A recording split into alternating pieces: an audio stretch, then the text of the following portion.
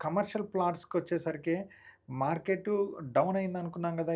ఇందాక. అలా డౌన్ అయినప్పటికి కూడాను కమర్షియల్ విషయంలో వస్తే ఎక్కడ స్టేట్ వైస్‌గా ఏ ఏరియాలో చూసినా కూడాను మెయిన్ రోడ్ బిట్స్ పెరిగాయే గానీ తగ్గలేదు. హ్మ్.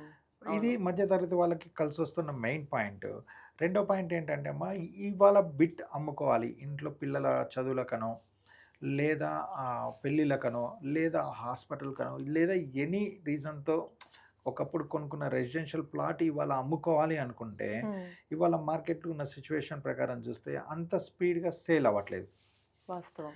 సేల్ కాకపోయినప్పటికి కూడాను సేల్ చేద్దాము అన్నప్పుడు ప్రైస్ తగ్గిచ్చి అడుగుతున్నారు. సో, కమర్షియల్‌లో ఏంటంటే మధ్య తరగతి కుటుంబం వాళ్ళు ప్రజలు రెసిడెన్షియల్ ప్లాట్స్ నుంచి కమర్షియల్ ప్లాట్స్‌కి డైవర్ట్ అయ్యి, కమర్షియల్ బిట్స్ కొనుక్కున్నప్పుడు దాన్ని సేల్ అనేది చాలా సింపుల్‌గా అవుతుంది. ఎందుకు అంటే ఇది మెయిన్ రోడ్ బిట్ కాబట్టి.